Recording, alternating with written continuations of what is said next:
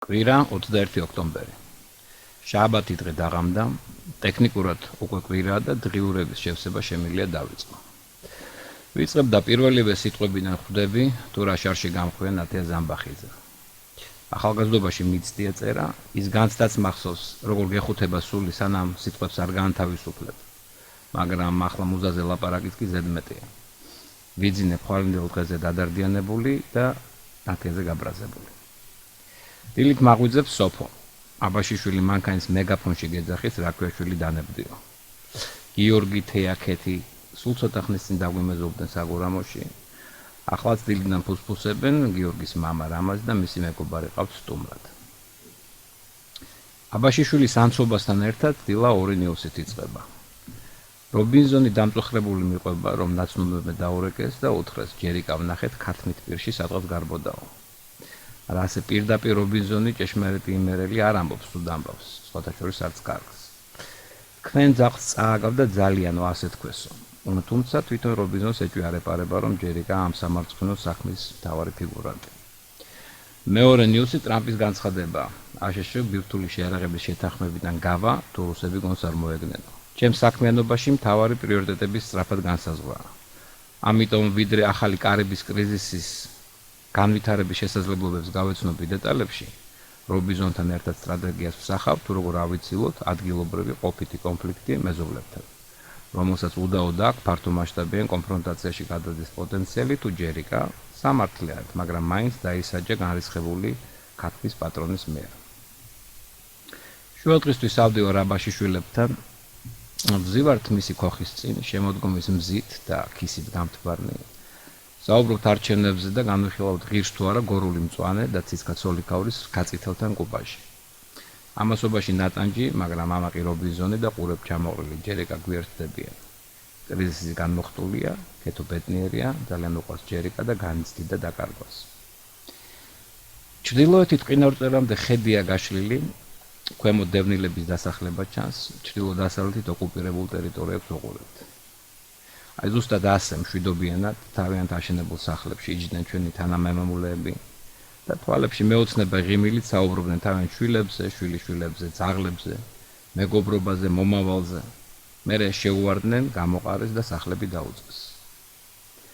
არ შეიძლება შეგუება ოკუპაციასთან, როგორც კი შევეგუებით, შემდეგ ნაბიჯს გადადგავს რუსული ჩექმა და ბოლოს აუცილებლად ყველა ჩვენგანის სახლში შემოვა. ორშაბათი 22 ოქტომბერი.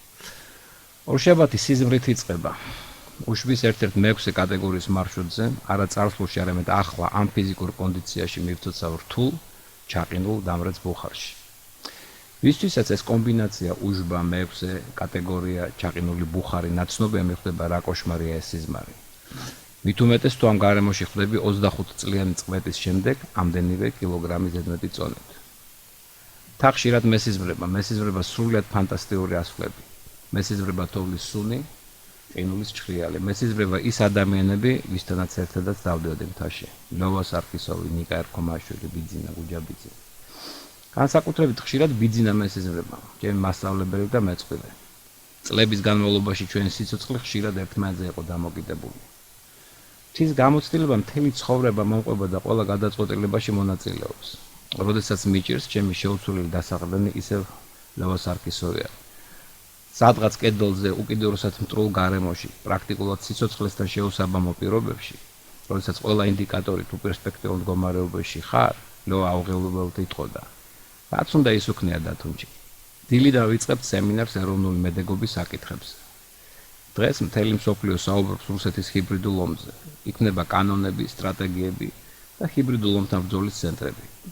ამ დროს ეს ის ომია, რომლის მეთოდების საცდელი ლაბორატორია რუსეთმა საქართველოში მოაწყო.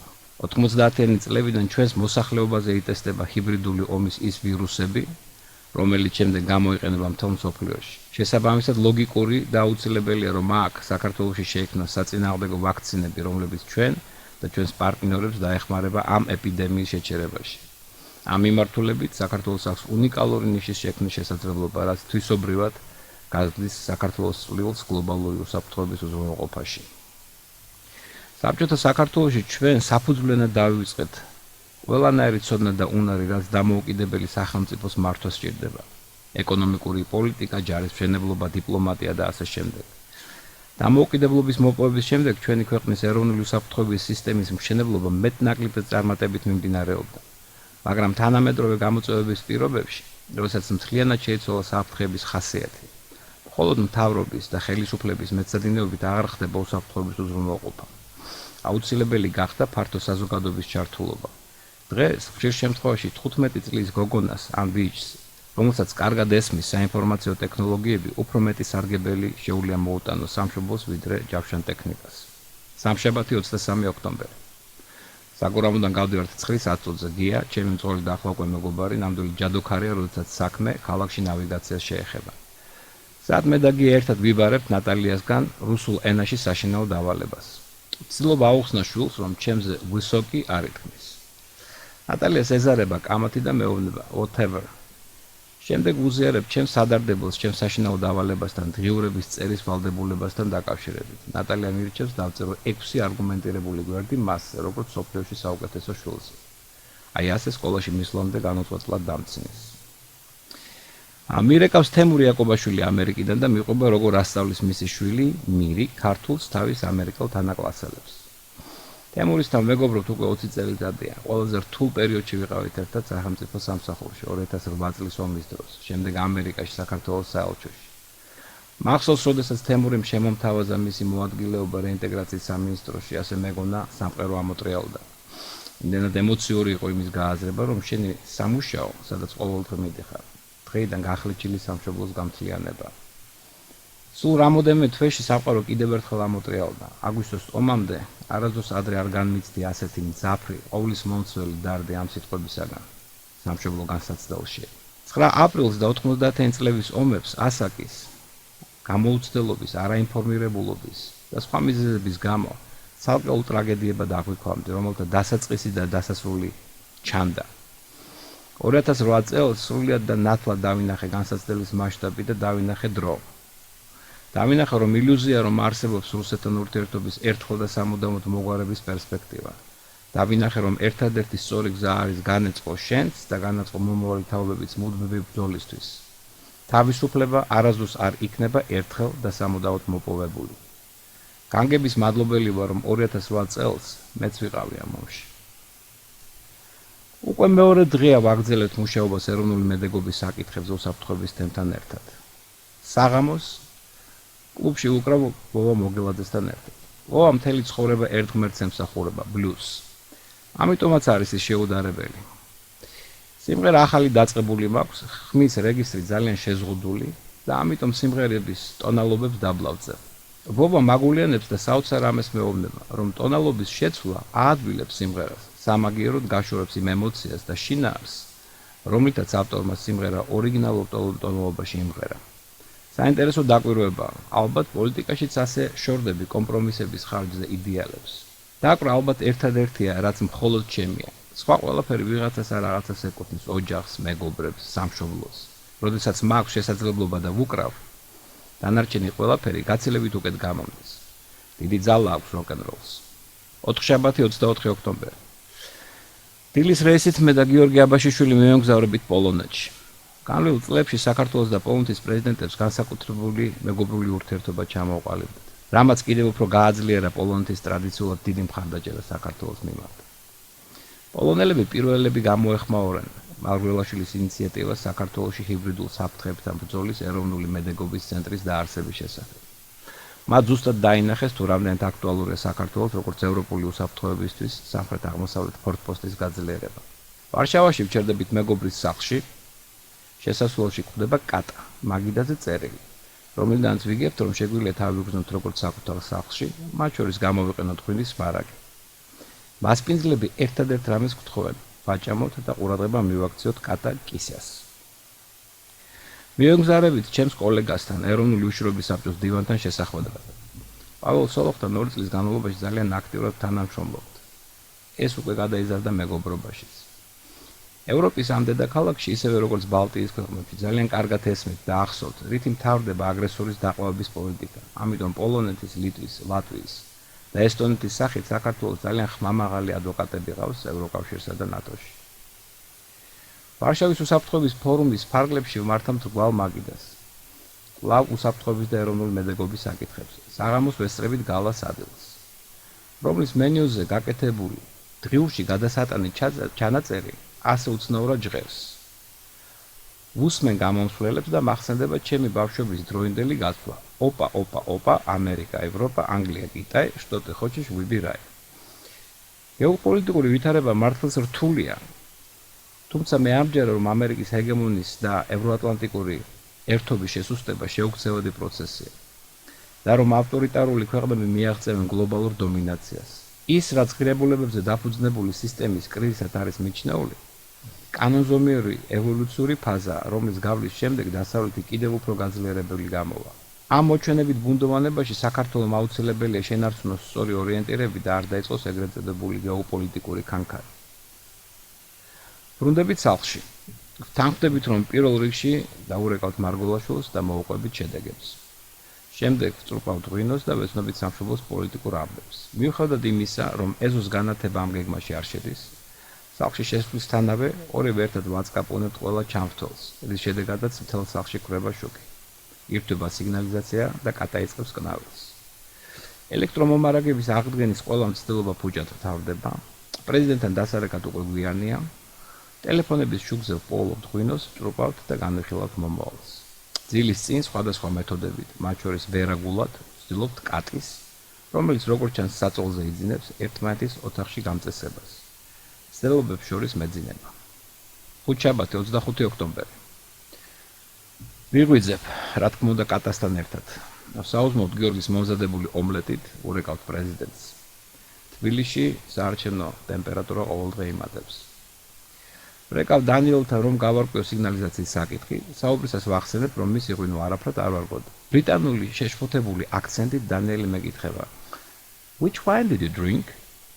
ირკვევა, რომ აბაშიშვილი რაქვიაშვილის სტუმრობა უფრო მაუხრებელი შემოსევაა, ვიდრე მეგობრების ვიზიტი. ღვინო აღმოჩნდა, რომ არის 20 წლის და რამდენიმე ასეულო ევრო ღირს. ამით პრობლემები არ მთავრდება. მოვლენები ვითარდება კიდევ უფრო დრამატულად, სახლიდან გასვლისას კატა გარბის, გარეთ და ძვრება მანქანის ქვეშ. ჩვენს მცდელობას გამოვიტყუთ ვისკასის პაკეტით და ყველით პასუხობს მტრული მზერით და კნავილით.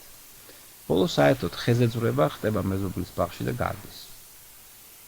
სასწორზე დგება ეროვნული და პიროვნული ინტერესები. კატის დაკარგვამ 300 ევროიანი ღვინის დალევის ფონზე შეიძლება გამოსწორებელი ზიანი მიაყენოს ჩემი და დანიელის ურთიერთობებს. პრეზიდენტის ადმინისტრაციის უფროსთან შეხვედრის ჩაგდებამ მეორეს მხრივ ქართულ-პოლონურ ურთიერთობებს. ვიღებთ ძიმე გადაწყვეტილებას, მივდივართ შეხვედრაზე და ვიჭერთ თადარიგს. ვიგონებთ ისტორიას, თუ როგორ გაიპარა კატა საძინებლის ღია ფანჯრიდან.